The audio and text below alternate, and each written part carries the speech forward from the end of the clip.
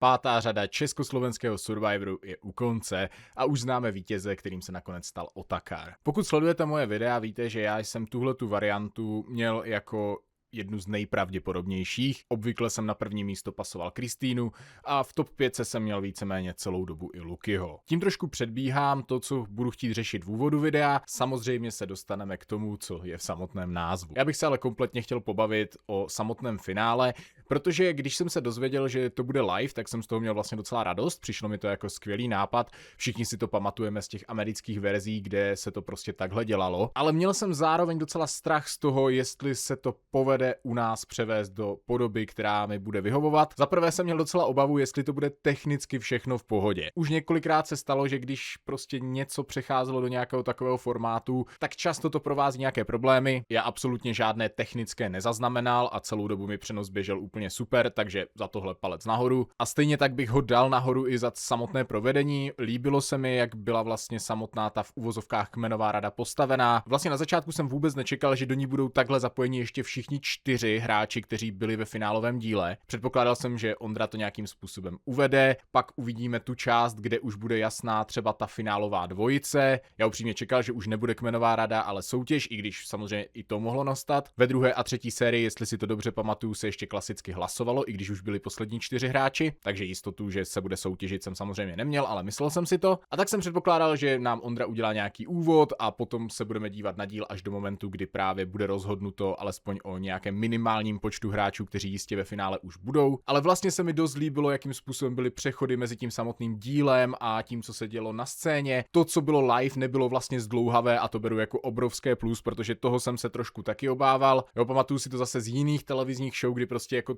to hlavní bylo minimum a ty výplňové části mezi tím v tom živém přenosu byly prostě jako zdlouhavé, už mě to většinou pak přestávalo bavit. To se v tomhle díle Survivoru absolutně nestalo a já bych vlastně klidně řekl, že to byl nejlepší díl po celém sloučení, což je vlastně strašně super, že to vyšlo na to finále. Na druhou stranu to naznačuje, že ne úplně vždy jsem se po sloučení tak bavil, jak třeba v některých jiných sériích. Obecně možná udělám nějaké hodnocení celého Survivoru jako celého pořadu někdy za týden třeba, až se mi to trošku rozleží v hlavě. Do té doby mám pro vás připravené jiné videa a možná velmi brzy nějaké bude k dispozici pro členy. A abych se dostal k tomu finálovému dílu, tak vlastně začíná nám tím, že hráči dostali snídani na ostrov, což se děje právě v momentě, kdy už se na něj jako nebudou vracet, nebo alespoň to tak bylo v předchozích sériích. A vlastně musím říct ještě jednu věc, to složení finálové čtveřice bylo i pro mě vlastně strašně příjemné. Vím, že internetově oťaz nebyl úplně jako oblíbený všemi spektry. U ostatních hráčů mi přišlo, že jako jediná možná Kristýna měla nějaký jako větší hate skrz to, že byla ve hře jako podruhé, ale rozhodně ne tak zásadně jako Johanka a obecně se mi jako líbila vlastně ta skupina lidí, která tam byla a přišlo mi, že si jako navzájem nějakým způsobem přejí tu účast. Samozřejmě se dostaneme do momentu, kdy jako někdo měl nenávistný pohled, ale obecně jsem fakt jako spokojený s tou finálovou čtveřicí a vlastně i trojicí. Když to trošku zase předběhnu, tak musím říct, že v momentě, kdy vypadl Standa a před ním Johanka, bych řekl, že do finále se prostě dostala trojice nejlepších hráčů. Což ale samozřejmě je tak trochu chyba a řekneme si koho. Každopádně jsme se dostali k té finálové soutěži, kde všichni hráči startují ve stejný moment, nejsou tam checkpointy, takže vlastně celá dráha běží kontinuálně a kdo se na konci dostane nejdřív ke skládačce a dokončí, tak vyhrává. Řekl bych, že tahle soutěž byla jako fakt vlastně vyvážená, že nic z toho nebyla nějaká úplně jako že extrémně náročná věc, ale zároveň všechna vyžadovala nějakou šikovnost nebo schopnost, kterou na tom ostrově nebo v rámci těch her vlastně potřebujete. Nebudu to tady nějak extrémně rozpitvávat, velmi rychle Luky získal náskok a dostal se až k finálové skládačce. Bylo vidět, že tohle není úplně jeho disciplína. Měl ale velký náskok, já jsem si jako velkou část toho dílu myslel, že to opravdu dá jako první. Lukyho největší chyba byla to, že když zjistil, kam patří nějaký dílek, tak ho prostě chtěl dát na to místo, ale neuvědomil si, že ta skládačka mu může spadnout tím, že právě nemá doplněné ty dílky, které ještě neodhalil, kam přesně patří, což byla vlastně jeho chyba, na které to prohrál, protože kdyby nad tím takhle přemýšlel, tak ty dílky staví daleko rychleji z velké části, protože by věděl, hele, tyhle 3 mi zapadnou tady do textu, tak musím vyřešit ty ostatní. Takhle nad tím ale evidentně prostě nepřemýšlel a prostě za každou cenu tam chtěl dát dílky, které ví a potom si doplňovat ty další, což není špatná varianta, ale ne v momentě, kdy se ta skládačka jako skládá na sebe, že jo? Kdyby ležela na stole, tak by pravděpodobně vyhrál. Kristýna je každopádně mistryně skládaček, dostala se do finále jako druhá, ale s velkou ztrátou, ale když jsem viděl, že jako Luky není až tak daleko, tak jsem si říkal, že je dost velká šance, že ho může ještě předběhnout. On by to Luky nakonec možná i dal, kdyby se mu to právě nezačalo rozpadat. Každopádně Kristýna ho předběhla, vyhrává. K ostatním dvou soutěžícím můžeme říct to, že Janko se dostal do finálové části zhruba ve stejný čas jako Kristýna, ale se skládačkou v podstatě neudělal žádný progres. No a Otakar nedokázal zapálit oheň. A taky bych teda řekl, že on není v situaci, kdy to neuměl, ale prostě jen se mu to nepodařilo. Pochybuju, že Oťas jako takový hráč by si prostě jako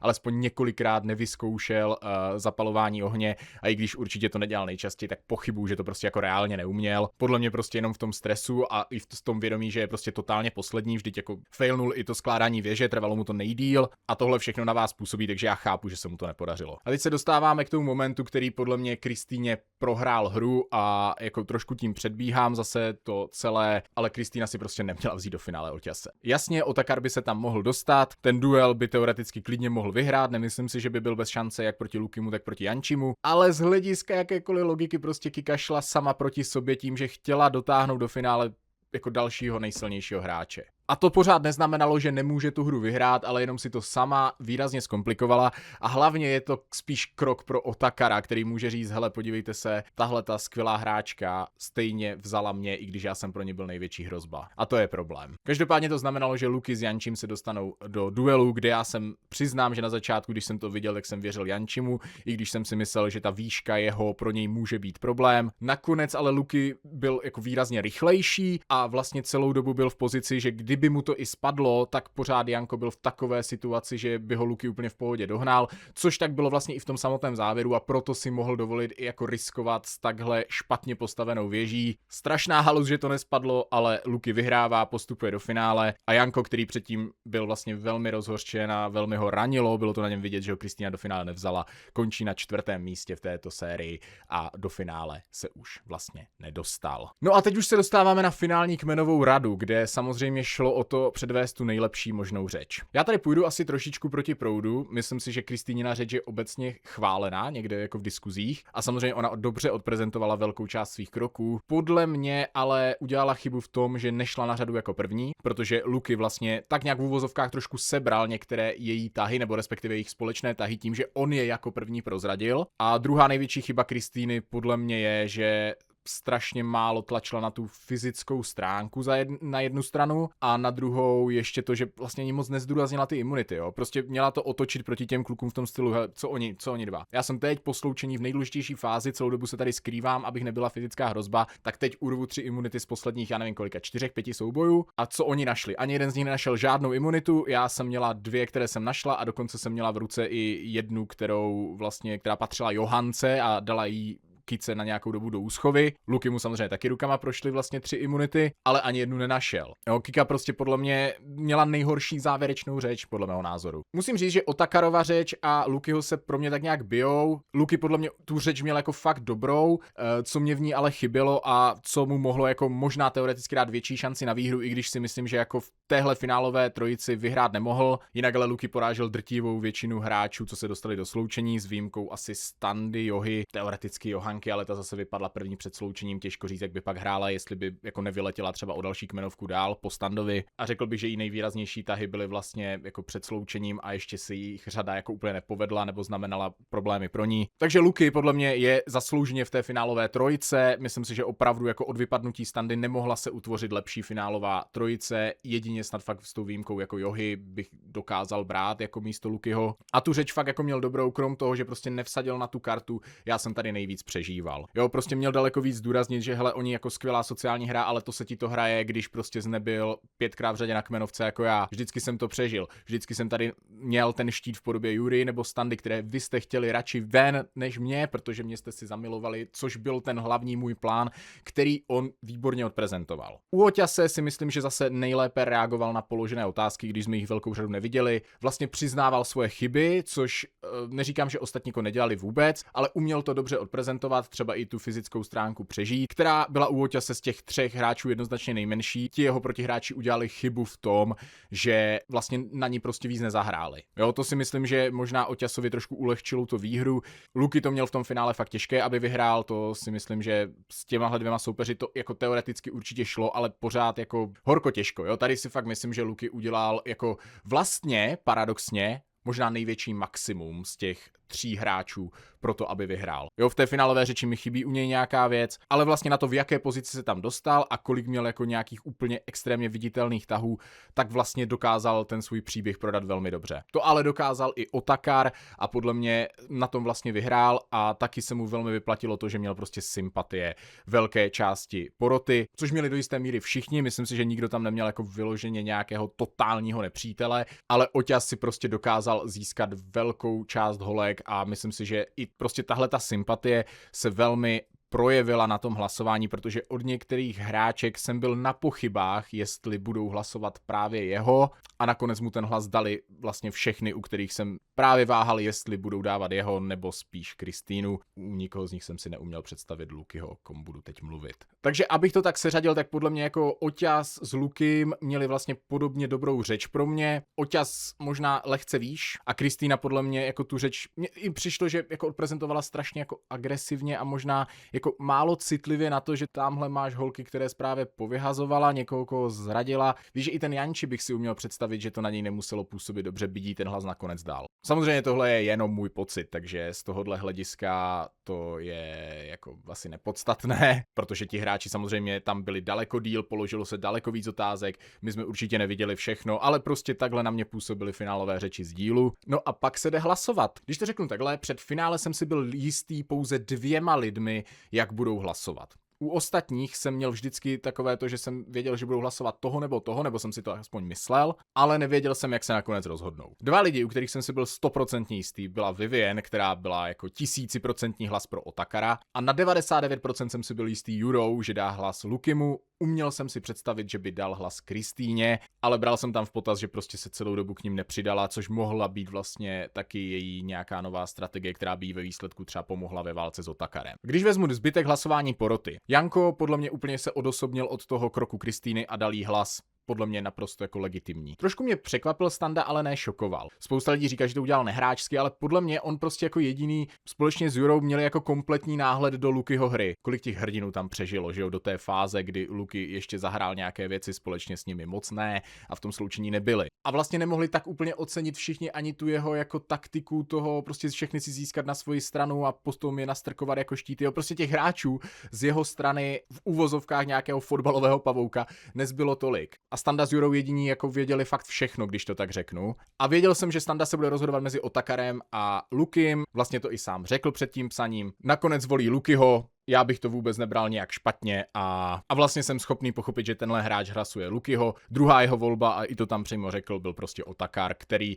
vlastně tady musíme říct, což byl i problém Kristýny, Standa byl vlastně jediný, kdo byl opravdu připravený jít proti Otakarovi, ale už prostě neměl kde sehnat na to ty čísla v ten moment. Nebylo jak. Tenhle hráč byl jediný Otakarův problém, proto se ho potřeboval zbavit. Takhle to reálně bylo, i kvůli tomu Otakar je vítěz. Potom tu máme hlasování Sáry, kde podle mě převládlo právě to, že prostě cítila spíš zradu od Kristýny a Lukyho hru prostě necenila tolik jako Otakarovu, absolutně pochopitelné. Máme tady Matěje, u kterého tak nějak doteď nevím, na základě čeho přesně se rozhodl. Mám z něj prostě pocit, že sám vlastně jako nevěděl, komu to má hodit a že to dal Oťasovi mu jako za zlé rozhodně nemám, strávil s ním v kempu hodně času, ale prostě tím, jak jsme ho vnímali z televize, tak mám prostě pocit, že on jako nemohl docenit vlastně hru ani jednoho z těch hráčů naplno. Takže chápu, že prostě zvolil tuhle možnost a vlastně bych u něj asi chápal kteroukoliv. Upřímně jsem čekal od Johy spíš hlas pro Otakara, ale že dala Kristýnu vlastně vysvětlila v té herecké etýdě docela dobře, jak se k tomu nějak postupně dobrala. Prostě viděla,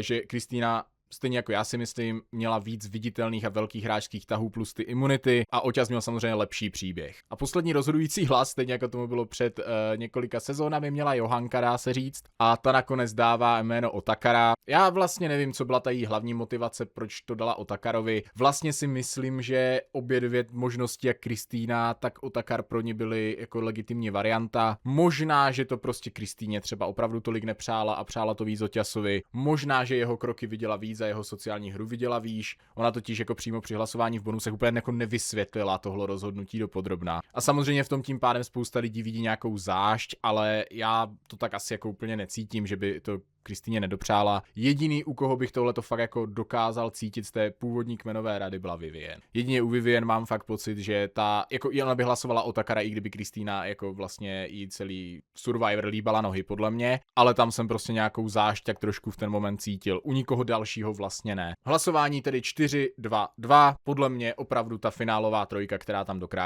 dokráčela jako zaslouženě. Mně se líbila hra všech 3 hráčů. No a teď se dostáváme k tomu hlavnímu bodu, jestli si myslím, že to Otakar vyhrál opravdu zaslouženě. Nebo respektive začnu tak, že podle mě Kristýna byl o chloupek pro mě lepší vítěz. Vlastně jste to mohli vidět i v mých nějakých předchozích videích, že jsem dával na první místo Kristýnu. Podle mě měla prostě trošku víc tahů, neskončila teda pravda v tom duelu a taky měla tu určitou připosranost některé fáze hry, ale to měl i Otakar. Oni vlastně hráli de facto úplně stejnou hru z velké části. Vlastně ale vnímám i to, že došli spolu do finále vlastně jako spravedlivé, jo? Jako samozřejmě můžeme se o tom bavit, jo? Jak Otakar, tak Kristýna měli několik možností toho druhého vyhodit, ale vlastně se navzájem podrželi a došli tam tak trošku jako přátelé a to Kristýně samozřejmě zlomilo vás, ale nemuselo to tak nutně být, jo? Ona mohla mít prostě lepší řeč, mohla prostě přesvědčit některé ty další hráče, ale vzala si tam někoho, kdo měl v porotě prostě minimálně jeden naprosto 100%, 1000% jistý hlas a velké sympatie od ostatních hráček. Otakar dostal 3 hlasy od žen a jenom 1 od muže.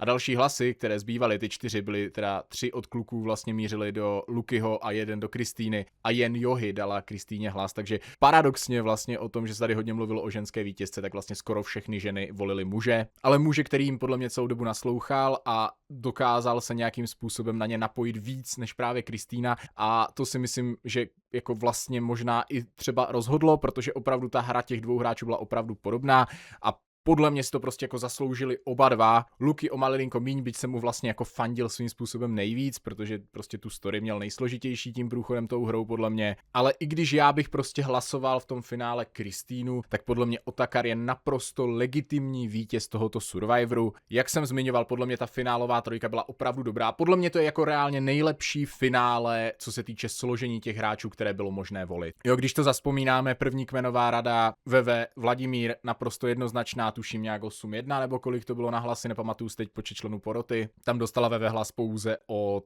Chili. Druhá kmenovka, tam už to bylo jiné, tam to bylo o 1 hlas. Na druhou stranu ale se tam hlasovalo i podle toho, jak se hráči vlastně jako dohodli, že budou držet se svým původním kmenem a podobně.